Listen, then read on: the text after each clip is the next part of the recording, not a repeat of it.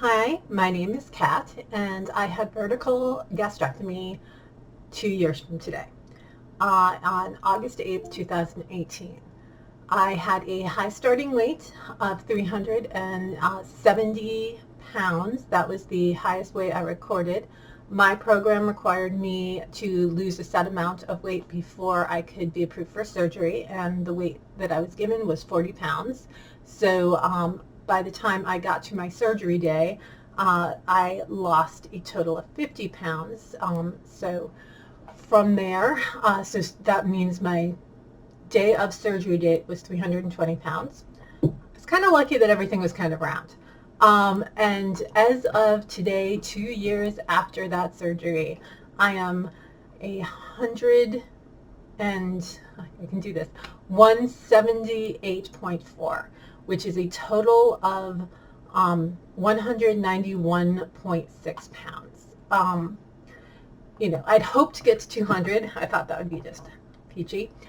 Did not make it, but I'm really happy that it started. The scale for the last, I'm going to say 6 months, has been moving very, very slowly.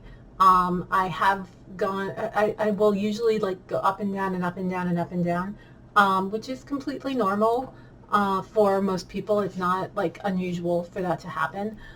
It's frustrating. I actually just very recently added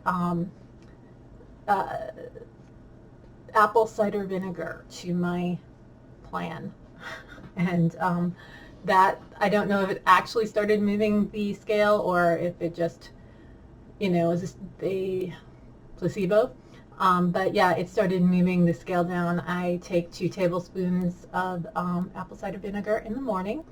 Right now I'm fasting and intermittent fasting, so I don't eat breakfast. I wake up, I take my vitamins, I do a workout, which is a VR workout.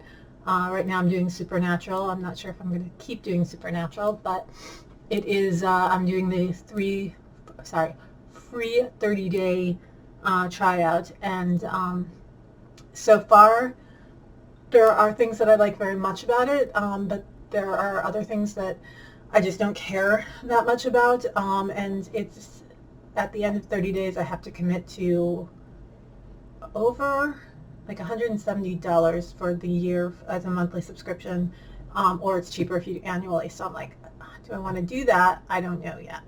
But I've been doing a 20 to 30 minute VR workout in the morning, and then follow that with Pilates. I take most of my vitamins in the morning, and then I usually do that before work, and then I take a shower and go in. Right now I'm going into the office, which is a little stressful. I don't go in on Fridays, which is nice. I feel more calm when I'm at home than just being out in the world right now.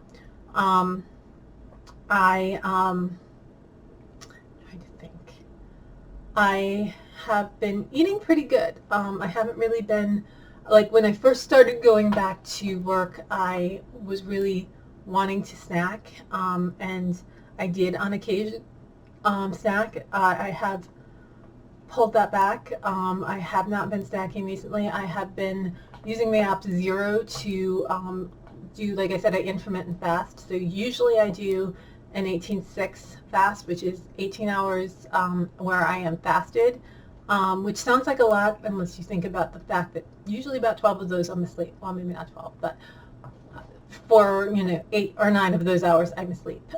So I usually don't eat until like 12:30, and then I finish eating usually 5:30 or 6. I'm done eating, and then I will not eat again for until the next day. And that, I've gotten into that pattern.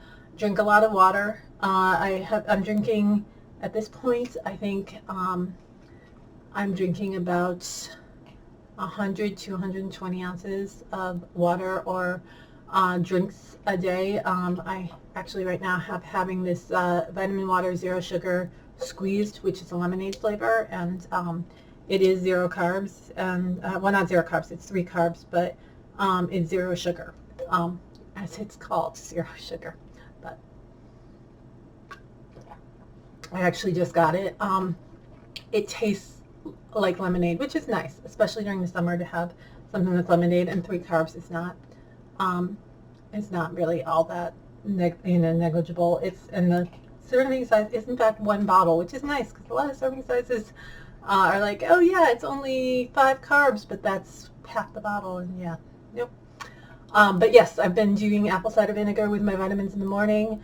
I am still using Bariatric Advantages Chews, just because they remind me of Starburst, and that just makes me happy. I get the fruit flavored, multi-fruit flavored one. I haven't been having any trouble with getting in my vitamins and my water and all of that, and my meals have been, steak, and for the most part, I've been doing some chicken wings too, in the air fryer. I've gotten from Costco, I think they're pre-cooked, which makes it a lot easier because I don't have to worry about if they're getting all the way cooked, but they're just frozen. They come with a sauce, and I actually don't use the sauce because I'm not sure about the calories in the sauce, but I figure, the wings themselves are pretty flavorful, and I'm just happy with that.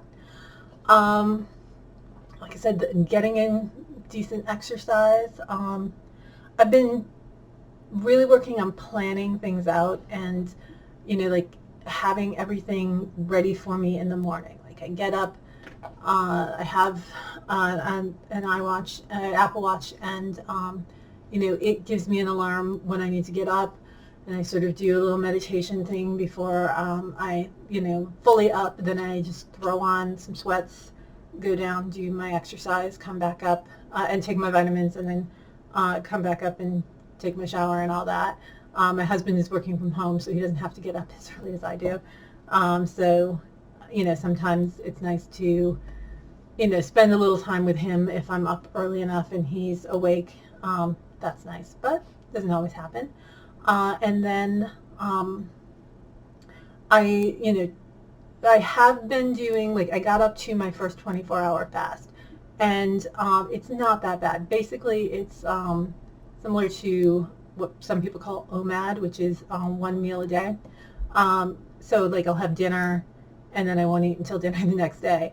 And I am surprised that I was able to, like, I ate a little bit more than I would have normally eaten at a meal.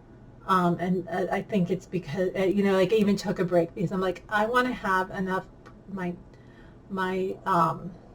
group leader had me a little scared at fast, and she goes, well, you can't eat enough to get the protein that you would have had the whole day. And I'm like, I don't think that's a huge amount of deal as long as I don't do it all the time. And I also don't know if that's true. So I ate, I think, 6 ounces of protein, but I had like a half hour in between. So I ate some steak, and then I had a half hour, and then I think I ate some ham. They had chunked up, and the ham, I think, is a little bit easier food to eat. So like I had those, I felt good. I am going to continue with the fasting. The reason I'm doing the apple cider vinegar is because it supposedly, there's so much stuff out on the internet, but they're saying that this is science, but the acid that is in the apple cider vinegar, original, organic, from the mother is the important part, that is supposed to have an acid that interacts with your stored fat, that changes it into a that can be burned quicker or more easily accessible. And honestly, I am eating keto. Like, I'm not eating carbs. So and I have a couple of devices that I like to use just to sort of track. This is called a lumen. It measures, you blow into caps here. You blow into this, and it will tell you what your metabolism is and how much you are burning fat as opposed to how much you're burning carbs. I'm usually kind of in the mid there, even though I'm not eating a lot of carbs, it still thinks I'm burning carbs. And then I have this, which is a keto. and the keto, you blow on, and it measures, it heats, the inside of the device heats up. There's like a coil or something in here that heats up, and then you blow when it is reached, it's the right temperature, it'll beep at you, and there's a timer on your phone. And it measures the acetone that it can sense in the end of your breath. So it's like you breathe, you have to breathe a long 10-second exhale into it, and the end of it, it wants you just to, you know, not force yourself to breathe long, but that last little bit has the acetone that it wants to measure, and then it tells you, hey, you've got plenty of stuff and you're good, or no, you're not. So I measure both of those every day in the morning just to see where I am. I tried doing the pinprick, like I know the pee strips for keto, like measuring, they're not useful after a certain amount of time, because then once you start actually using the ketones, you don't pee them out, so it doesn't register correctly. So the blood test is an accurate way, but I hate pricking my finger. So I did that like 3 or 4 times, and I'm like, this is not for me. So when I found the keto, I really do like it, because it allows me to keep track of where I am. And it is fun. Like, there have been days, I have admitted, there have been days when I've had popcorn, and on the days after, I get a lower measurement on that than I would normally. So I do know it does react to what I'm eating, and you know, like, I don't think my body, you know, it's funny, is going through on days that I eat slightly higher carbs, you know, for my balance, not for everybody else's balance, but for me, like the times when I have 40 or 50 grams of carbs in a day tend to work a little bit better for me. I still try to keep it around 30, or at least 30 net carbs, but when I'm a little higher on the carbs, I tend to lose a little bit better. If I'm too high on the carbs, I don't lose at all. But seeing that this is a special occasion, that I have reached 2 years, now I know now is the hard part, because now is the time where a lot of people, like, most of the benefits of the surgery are gone. I will not lose weight just on my own, and I'm just like, frankly, hadn't been doing that for a little while now. I have to work pretty hard for all the weight I lose. But looking back on, you know, like when I had been eating keto to lose the 50 pounds to get there, and I had been like, oh, do I want to continue doing keto? Which I actually did continue doing keto, but I was like, do I want to continue doing keto, or do I want to, you know, have the surgery? And I did decide that, yes, it was important to have the surgery. I'm really glad that I had the surgery. Do I wish I had it sooner? You know, that's the saying is the only regret people have is not having done it sooner. I do regret not having it done sooner, but I did it. I followed through. I'm going to continue to follow through. I think that's really important. I feel like it's so easy to slip back. It's so easy to just let things go and follow back into a normal eating pattern, and I don't. And I have an accountability partner online. We have our in-person support group has a Facebook group equivalent, I suppose, and I have a partner on that group, and you know, we talk to each other and we encourage each other, and it's great. It's great to have somebody, you know, cheering for me, especially because almost nobody knows. And it was funny because I was talking in group and I said that, you know, I hadn't told anybody, and I realized that that is not true, because just recently, this month, a friend was talking to a friend of mine and my husband, but he's a little closer to, it's a guy, so he's a little closer to my husband. He was talking about the fact that he wanted to lose weight, and he was considering getting weight loss surgery. And I did come out to him, and I asked him to keep it private, but I came out and said, yes, I had weight loss surgery, and, you know, I'm happy to answer any questions. I was concerned for him with the surgery because he is very into whiskey. He's not an alcoholic, but he is a collector and a connoisseur. And yeah, I think it would be very hard for him not to give it up. And I think it is too difficult and too risky to have more than a very occasional drink of alcohol after having surgery. At least in my opinion, it is. I don't know.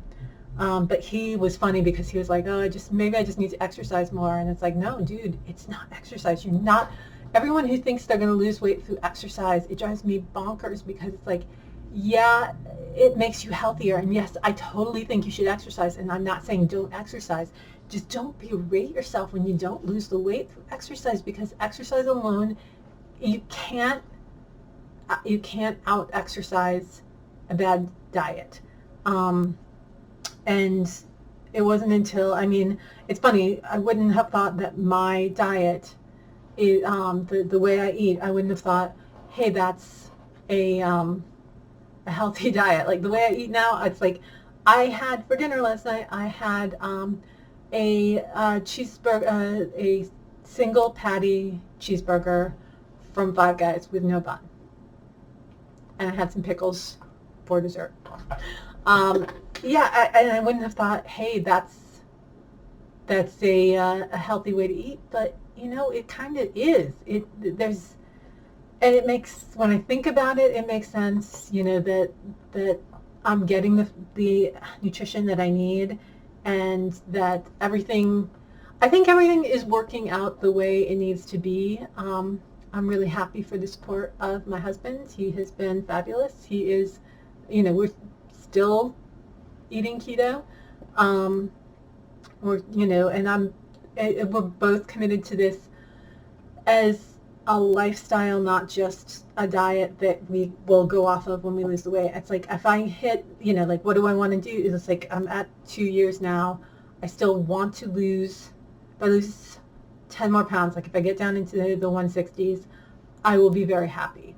If I get down into the 150s, I will be ecstatic. I don't need to go lower than that.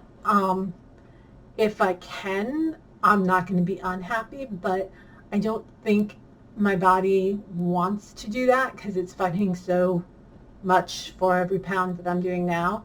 But there I am. I did take some pictures. I am actually going to show those pictures, and I'm actually going to do a little snapshot. I don't have my high measurements. I haven't usually done measurements on this channel. I don't have my high measurements, but I do have my measurements of April 28th, 2018. So this is pre-surgery. This is when I was at 344 pounds. So not quite the second picture. The second picture is me at 320, I think, because that's right before surgery. But my neck was 17 inches. My upper arms were 18.75 inches. My chest was 52 and a quarter inches. My waist was 47 inches. My hips was 64 and an eighth. My thigh was 35 and a quarter. My ankle was 21 and a half. Oh, sorry, my calf was 21 and a half, and my ankle was 12. And my measurements as of today, which I have to scroll to get to, sorry. Oops. My neck is 13 and a quarter inches. My arm is 14 inches. And I think I've showed this. I still have a lot of the skin, so that's going to take surgery to change. My bust is 58.5, so that's, like 20 inches off my bust. My waist is 33. My hips are 44, so that's about 20 inches there. My thigh is 25, my calf is 17, and my ankle is 10. So it's 2 inches off my ankle, and my ring size has gone down at least 2 sizes, probably 2.5 sizes. I started wearing a 9, but it was sort of tight, and now I am at a 7, and the 7 is a little loose. So there you go. A lot of changes. I I can wear a towel. I can use the regular towel coming out of the shower. I can cross my legs. I can wear some boots. My thighs are, my calves are still thick. Part of it is just because I have big muscles. I always actually had big muscles, and I also have loose skin on my calves and on my thighs. It's worse on my thighs. It is weird because I do Pilates and I do inversions in Pilates, and when I'll do an inversion, and especially if I don't have compression leggings on, the fat that usually hangs around my knees just slides to the top of my thigh. It's not pretty. I don't know if I'll have it removed. I get nervous about plastic surgery in that area because I think it's a hard area to both heal from and to get to look nice. So I don't know. Maybe I will, maybe I won't. My arms, I certainly really do want to have surgery on. That's the main thing. I have a little extra skin at my belly. It's not terrible. I'm still hoping that maybe, when I continue doing the fast, if I get to the longer fast, that I might start to see some difference. I think it'll take a lot of fasting to get me to a point where I really see the difference. But yeah, so here are my pictures. That gray dress is starting to get a little loose. It will be a shame to have to give that up. I do like it. I haven't really had a chance to wear it out because it's just not what I wear to work, and haven't had a lot of going out recently. But I am feeling pretty good, and I'm really happy I made this change. And if anyone is thinking about making this change, it is hard work. It is hard work. It doesn't last forever. And it's funny because there are some girls who I watched their videos when I was first starting and when I was thinking, do I want to do this? And what is the process? And let me watch somebody go through this. So I'm very grateful to diaries like this. And there are some of those girls that I was really watching, and they have had their regain. And some of them as much as like 30 to 40 pounds, and now are trying to, but the nice thing is a lot of people, they get their regain and they disappear. They disappear from support group, they disappear from whatever social media they're doing, they just don't want to talk about it. And I do appreciate that these girls have come back and are going through, like saying, okay, I'm doing this again, I'm going to fight it. It's harder afterwards. After 2 years, it is not as easy, as it was. But I think that doing the right thing and not lying to yourself and trying your damnedest to make smart choices is the only way to do it. So I wish you luck. I hope you are having a great time, and I'm hoping that maybe by the end of 2020, I will have hit at least that 200-pound mark. And maybe, I kind of feel like once I hit, I have lost over half my weight. I've lost half my weight plus 10 pounds. What the fuck? Sorry. But that's pretty amazing. And I'm happy. And I can do so much more than I could before. And I'm very grateful. So I wish you all well. And I wish you well on your journey.